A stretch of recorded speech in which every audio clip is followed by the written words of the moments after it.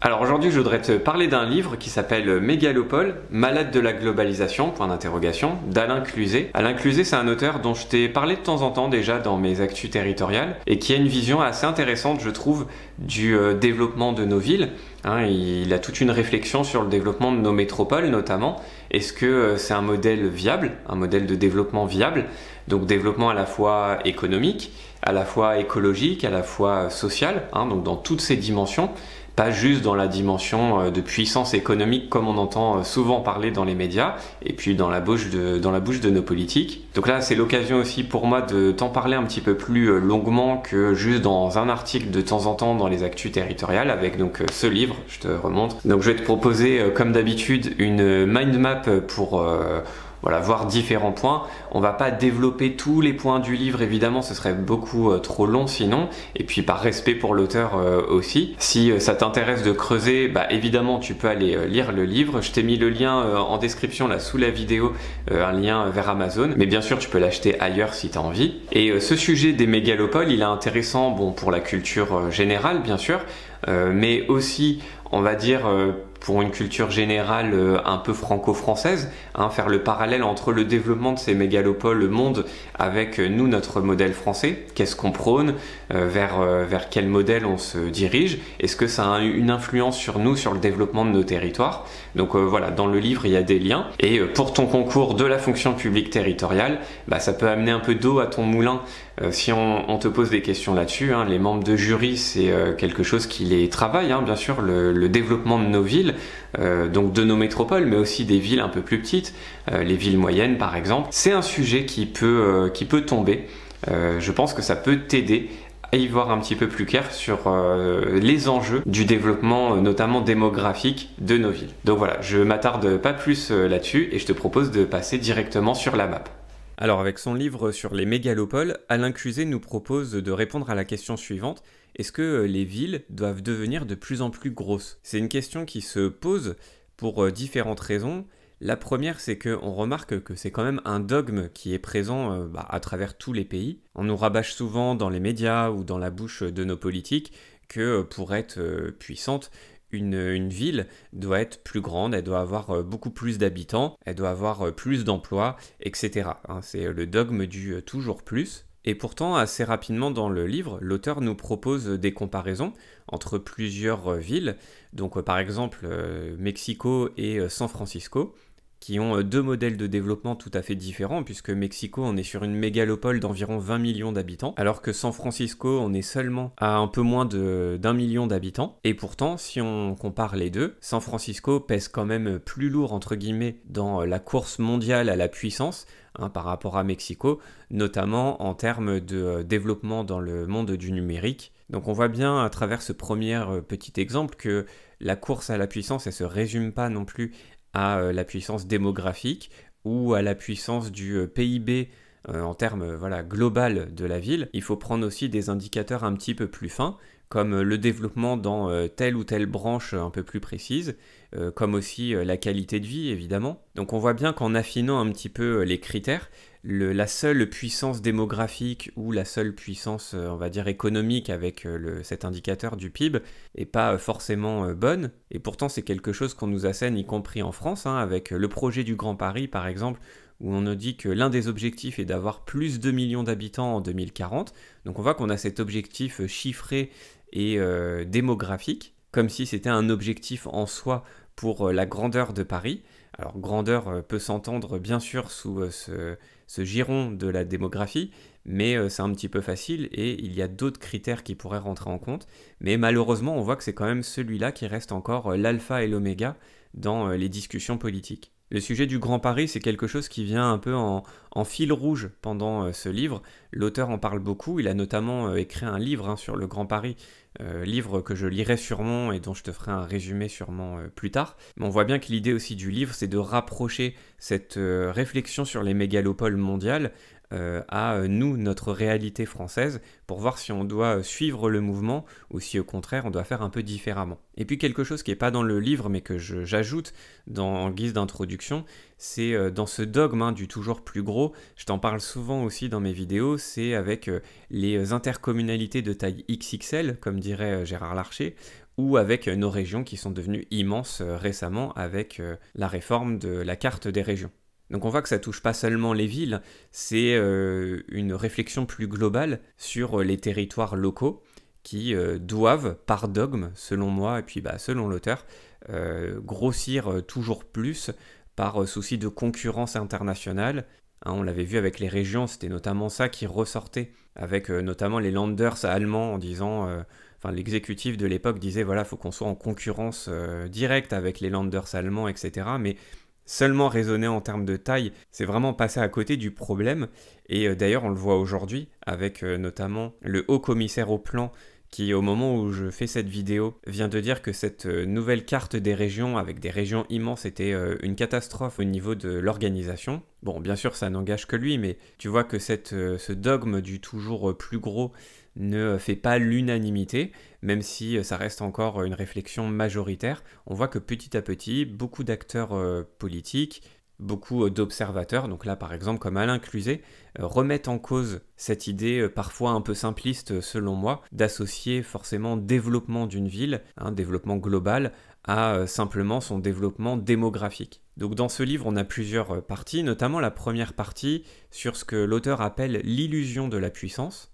Et pour ça, bon, il ne parle pas que de ces deux villes, mais on peut comparer la ville de Lagos à la ville de Séoul, qui sont deux mégalopoles, mais qui ont des politiques aujourd'hui complètement différentes, puisque jusqu'à pas si longtemps, Séoul était dans ce modèle d'hyper-développement, y compris démographique, mais maintenant on observe que les choses ont changé. Séoul ne voit plus son développement comme un développement démographique, bien au contraire, le but pour cette ville aussi, c'est de se stabiliser à un certain niveau démographique, mais surtout pas de continuer à grossir en termes de nombre d'habitants, puisque à un moment ça va devenir invivable. Et ça, les dirigeants l'ont bien compris, à l'inverse de Lagos, qui est une ville qui subit la croissance démographique la plus forte chaque année, avec 500 000 nouveaux arrivants, c'est ce que nous dit l'auteur, page 23. Donc tu vois, plus 500 000 tous les ans, c'est quand même énorme. Ça pose évidemment plein de questions en termes de logement, en termes même plus globalement, tout simplement, de vivre ensemble. Comment faire quand il y a une telle concentration d'habitants dans une ville, pour les transports, pour l'habitat, pour la nourriture, pour l'écologie. Bref, ça pose vraiment beaucoup de questions, questions auxquelles il est même quasiment impossible de répondre, tant la tension est palpable. L'auteur nous dit même qu'il y a dans ce type de ville, comme Lagos, des embouteillages, mais piétonniers, pas des embouteillages de voitures, bon ça évidemment il y en a, mais également des bouchons piétonniers. Il y a une telle congestion en fait dans ce type de ville que ça devient tout simplement invivable. Et dans ce type de ville où on a un développement comme ça démographique très important, il y a évidemment aussi un effet négatif à ça, c'est que les bidonvilles aussi grandissent de plus en plus au sein de ces villes ou en périphérie. Et ça, évidemment, ça pose problème en termes d'aménagement du territoire, mais j'ai envie de dire que c'est pas forcément le plus important, tout simplement en termes humains. Est-ce que c'est acceptable d'avoir toute une partie de la population qui vit dans des bidonvilles juste pour avoir un développement démographique assez important? Donc quand on creuse un peu, c'est ça que l'auteur appelle l'illusion de la puissance. Quand on voit comme ça certains chiffres de hausse de la démographie, de hausse du PIB dans une ville, et c'est parfois ce qu'on nous vend un peu dans les médias ou par certains politiques, on peut se dire, bah ouais tiens, cette ville elle se développe bien, c'est plutôt positif, mais quand on creuse ne serait-ce qu'un tout petit peu, on voit que c'est au détriment quand même de plein de choses essentielles comme l'écologie et puis comme aussi la dignité humaine tout simplement, puisque nombre de populations habitant ces villes vivent dans des conditions absolument déplorables. A l'inverse, l'auteur nous dit que Séoul, c'est la métropole qui ne voulait plus grandir, ce qu'il nous dit page 55. Et historiquement, Séoul, c'est une ville qui a connu un développement démographique très important. Mais justement, avec ce développement démographique, il y a aussi eu tout un tas de problèmes, comme un taux de suicide très élevé par exemple. Et donc la ville aujourd'hui se veut volontariste en termes de qualité de vie, de préservation de l'environnement également. Donc on voit qu'il y a vraiment des changements profonds depuis quelques années dans cette ville, avec un changement de dogme où on passe plutôt du quantitatif au qualitatif. Et l'auteur fait encore une fois référence au Grand Paris en disant qu'il serait quand même assez paradoxal d'avoir des grandes mégalopoles comme Séoul qui se tournent vers plus de qualité de vie, et à l'inverse d'avoir le Grand Paris qui se tourne vers le quantitatif avec des années de retard. Ensuite, une autre partie du livre intéressante, c'est ce qu'on pourrait appeler le numérique avant l'humain. Donc là, on fait référence à plein de développements de grandes villes, notamment ce qu'on appelle les smart cities. Donc si tu me suis depuis un moment, tu sais de quoi je parle, puisque j'en parle souvent dans mes vidéos, notamment Actu Territorial, avec notamment ce qu'on avait déjà pu voir ensemble sur le développement d'un quartier Google à Toronto, et notamment avec la population qui luttait un peu contre ce projet. Mais on voit qu'au-delà des projets un peu vitrines comme celui de Toronto, dans la plupart des grandes villes du monde, ce côté Smart Cities est vraiment très important et donne la part belle à ce qu'on appelle les GAFA, donc tu sais, Google, Apple, Facebook, Amazon, et même on pourra ajouter un M avec Microsoft. Mais sans te refaire un peu le couplet que je te sers régulièrement dans les actus territoriales, il y a un truc intéressant dans le livre, c'est l'idéologie qu'on a souvent derrière ces GAFA. Ça pareil, je t'en avais parlé, mais je crois une seule fois, c'est cette idéologie un peu libertarienne qu'il y a souvent derrière. Ce courant libertarien, je ne sais pas si tu connais, mais en gros c'est la version un peu ultime du libéralisme. L'idée c'est vraiment d'avoir très très peu d'État, voire même pas d'État du tout, d'avoir un niveau d'imposition le plus faible possible. En gros, l'idée c'est de sortir du modèle de l'État, tout simplement, et d'aller vers un modèle plutôt offshore, donc de vivre un peu en dehors des États, en dehors des frontières, avec notamment une littérature, ça l'auteur nous en parle, une littérature assez en vogue dans ces milieux GAFA. Par exemple, dans Seasteading, un livre écrit notamment par le fils de Milton Friedman, donc qui était un peu le grand penseur du néolibéralisme. Donc tu vois le lien entre le libéralisme et le courant aussi libertarien. Donc on a dans ce livre, Seasteading, une société libérée des politiciens, et cette idée que les grands entrepreneurs peuvent remplacer les politiques pour, entre guillemets, sauver le monde. On le voit bien avec Elon Musk par exemple, qui a une philosophie réelle autour de ça. Eh bien c'est un nouveau modèle de développement qu'on nous propose, avec la colonisation d'autres planètes, avec l'idée aussi d'avoir une fluidité dans les espaces, dans les espaces à vivre, donc les villes qui sont par définition fixes. Là, il y a cette idée d'avoir des cités flottantes qui peuvent bouger. Donc tu vois qu'on est dans la science-fiction très clairement. Et dit comme ça peut paraître un peu ridicule, mais c'est vraiment une philosophie qui existe, qui est sourcée avec de nombreux livres là-dessus, des films, etc. Un peu en référence à une espèce de culture geek. Et je dis ça sans jugement de valeur, voilà, ça existe. Et on voit que ces mégalopoles sont teintées de cette culture dictée par les GAFA. Ce type de mentalité infuse tranquillement les grandes villes et notamment par le biais des smart cities. Et on voit tout le danger que ça représente, avec notamment cette idée de payer le moins d'impôts possible dans le monde réel tel qu'il existe aujourd'hui pour pouvoir construire le monde de demain selon eux. Et donc on voit que effectivement ce diktat du numérique avant l'humain, il trouve sa source dans ces GAFA, mais petit à petit ça arrive dans le monde réel à travers ces mégalopoles. Ensuite, une autre partie du livre que nous propose l'auteur, c'est la question de savoir si on va vers une culture mondiale. Tu sais, avec la mondialisation, souvent c'est ce qu'on dit, mais pour lui, il y a 3 critères paradoxaux à cette culture mondiale, donc qui est diffusée à travers notamment les mégalopoles.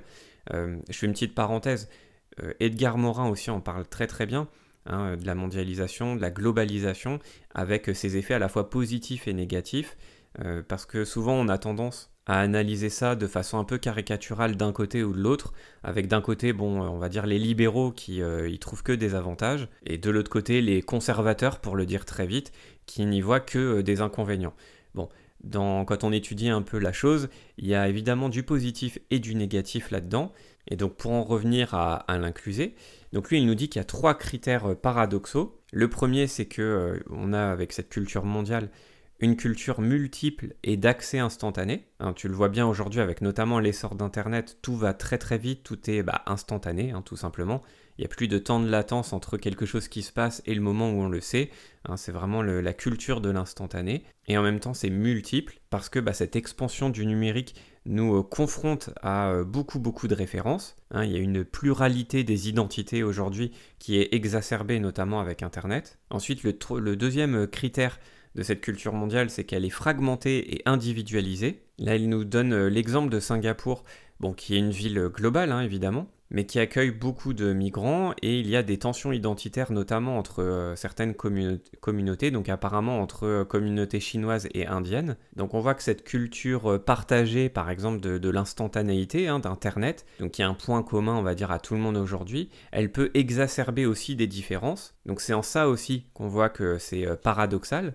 Et puis le dernier critère, c'est que c'est une culture uniformisante et superficielle. Alors tu vas me dire, c'est bizarre du coup, uniformisante, alors qu'on vient de parler de choses différenciantes, mais justement, c'est là un peu la complexité de la chose, c'est qu'il y a quand même des caractères uniformisants, des caractères communs dans cette culture mondiale, et notamment cette culture de la grande ville, et puis aussi des choses que tu connais en termes d'uniformisation, avec ce que l'universitaire italien Ugo Rossi appelle la McDonaldisation ou la Disneyfication. Et ça, c'est quand même quelque chose qui est partagé partout dans le monde, y compris par exemple dans des pays plutôt réfractaires aux Américains. Donc finalement, les mégalopoles sont le lieu par excellence de la diffusion de cette culture mondiale, qui n'est pas simple à définir, tu viens de le voir. Enfin, une autre question que se pose l'auteur par rapport aux mégalopoles, c'est la question de l'environnement, qui serait évidemment menacé. Bon, il prend l'exemple de beaucoup de villes avec des chiffres assez inquiétants. Notamment, moi, celui que j'ai retenu, c'est celui de Los Angeles, qui est vraiment une ville particulière, très très étalée au niveau du territoire et très très très polluée. Une ville aussi dont la qualité de vie est peut-être à remettre en question, avec énormément d'embouteillages. Par exemple, pour te donner un ordre d'idée, l'automobiliste de Los Angeles subit malheureusement pour lui 50% d'embouteillage de plus que son homologue parisien, donc ce qui est quand même énorme si tu connais un peu la région parisienne. Là, c'est pire de 50%, donc c'est ce que nous dit l'auteur, page 186. Et l'auteur donne d'autres exemples de villes mondiales comme ça, avec des gros problèmes d'environnement, mais en gros, la caractéristique commune, c'est ce développement démographique beaucoup trop grand, beaucoup trop important, qui fait qu'à un moment ça devient ingérable. Alors les problèmes sont pas forcément les mêmes. Pour certaines villes, ça va être le développement de la voiture, pour d'autres ça va être le développement industriel, pour d'autres c'est l'hyperconcentration d'individus qui fait que ça devient ingérable sur un petit espace. Mais bref, l'auteur nous montre que ce type de développement, de concentration de beaucoup d'habitants dans les villes, c'est quelque chose qui en termes d'environnement n'est pas viable. Et ça, je trouve ça intéressant dans une ère où on nous assène que les métropoles, en tout cas en France, c'est ce qu'on nous dit, les métropoles peuvent devenir vertes. Aujourd'hui, il y a quand même bon nombre d'experts qui doutent de cette vision politique des choses. On l'a vu en France notamment avec les Verts qui ont réussi à obtenir beaucoup de grandes villes lors des dernières élections municipales. Bon, ça va être intéressant de voir ce qu'ils arrivent à faire, mais il y a quand même bon nombre d'experts qui disent que de toute façon, par essence même, une trop grande ville ne peut pas être verte, ne peut pas être écologique, et qu'il vaut mieux développer plusieurs villes de taille moyenne que d'avoir comme ça quelques grands pôles qui attirent la plupart des habitants d'un pays. Et d'ailleurs, c'est une idée qui commence à faire son bout de chemin là en France. On voit bien avec notamment les crises sanitaires, etc., que beaucoup de gens s'intéressent aux villes moyennes. S'ils arrivent à télétravailler, par exemple, 3 ou 4 jours par semaine, pourquoi pas aller vivre dans une ville moyenne, un peu plus à taille humaine, que de rester dans une grande métropole. Donc voilà, l'idée peut-être commence à se diffuser un peu plus d'un développement différent que juste des très très grandes villes. Mais on voit que le dogme de ces grandes villes reste quand même majoritaire pour l'instant. Et d'ailleurs, c'est ce qu'on va voir en conclusion ensemble, c'est que ce modèle reste majoritaire dans la bouche de nos politiques, mais qu'il mène à une triple impasse, selon l'auteur. Mais ces impasses, selon l'auteur, sont, bien que redoutables, sont aussi évitables. On peut changer le cours des choses. Donc pour lui, en premier lieu, les mégalopoles incitent à continuer cette idéologie de la croissance illimitée. Et on sait que la croissance illimitée aujourd'hui, ça a un impact désastreux sur l'environnement. Deuxièmement, il nous dit que cette uniformisation culturelle a appauvri ce qu'il appelle la biodiversité humaine. Et notamment, ce qu'on voit, c'est que les identités locales sont remises en cause et ça crée des tensions entre ce qu'on peut appeler des communautés. Et troisièmement, il y a des fractures territoriales profondes avec cette logique de concentration des investissements et des populations dans juste quelques hyperlieux, ces mégalopoles, et forcément d'autres territoires du coup sont complètement à l'abandon, voire des régions entières. alors que, bon ça c'est moi qui le rajoute, alors qu'un développement peut-être un petit peu plus harmonieux sur les territoires serait plus souhaitable. Donc après, l'auteur, en guise de conclusion, nous propose ce qu'il appelle les mégalopoles hybrides. Bon, je te laisserai aller voir parce que le but, c'est pas non plus de te donner toutes les informations du livre. Hein. Le but, c'est d'aller à l'essentiel pour que tu aies une photographie globale. Mais après, si le sujet t'intéresse, bien sûr, je t'invite à aller lire le livre. Je suis pas forcément en accord en plus avec cette idée. Bon, je la trouve un peu molle pour dire les choses clairement. Mais en tout cas, c'est intéressant à aller voir. Et puis, bon, on peut aussi se poser la question, du coup, quelles leçons pour nos villes françaises hein, dans tout ce livre. Bon, j'en ai déjà pas mal parlé, donc je vais pas m'étendre, mais l'idée d'avoir un développement peut-être un peu plus étendu, enfin en tout cas à plus de villes, hein, avec le développement des villes moyennes, par exemple, avec le dispositif Action Cœur de Ville, bon, qui est peut-être pas suffisant, mais bon, voilà, l'idée d'aller vers ce type de développement, selon moi, irait plutôt dans le bon sens, plutôt que d'être axé comme ça sur le Grand Paris notamment, avec ce critère démographique hein, comme objectif principal. Bon, c'est pour moi pas aller dans le bon sens, mais en tout cas voilà, je te laisse bien sûr te faire ton opinion là-dessus. Tu peux lire le livre en support pour pouvoir aller plus loin dans ta réflexion. Et c'est vraiment intéressant au sens de la territoriale, hein, au sens de nos concours, parce que c'est des sujets qui, bien sûr, habitent nos membres de jury préférés, hein, même si en France on n'est pas trop concerné par ces espèces de mégalopoles de dizaines de millions d'habitants. Nos métropoles gagnent quand même de plus en plus d'habitants au détriment d'autres territoires. Donc dans la logique, on est quand même concerné en France. Et regarder ce qui se passe ailleurs, c'est toujours intéressant pour voir nous dans quelle direction on veut aller. Voilà donc pour mon résumé du livre Mégalopole d'Alain Cluzet. C'est un auteur que je te conseille parce que je le trouve vraiment intéressant. Souvent quand je vois des articles ou des interviews de lui, c'est vraiment intéressant pour nous, vous surtout, moi c'était à l'époque, pour vous candidats au concours de la fonction publique territoriale. Donc je ne peux que t'en conseiller la lecture. Tu as le lien vers le livre sur Amazon en description, donc sous la vidéo si ça t'intéresse. Je te laisse là-dessus et puis je te dis à très bientôt pour une nouvelle vidéo. Salut!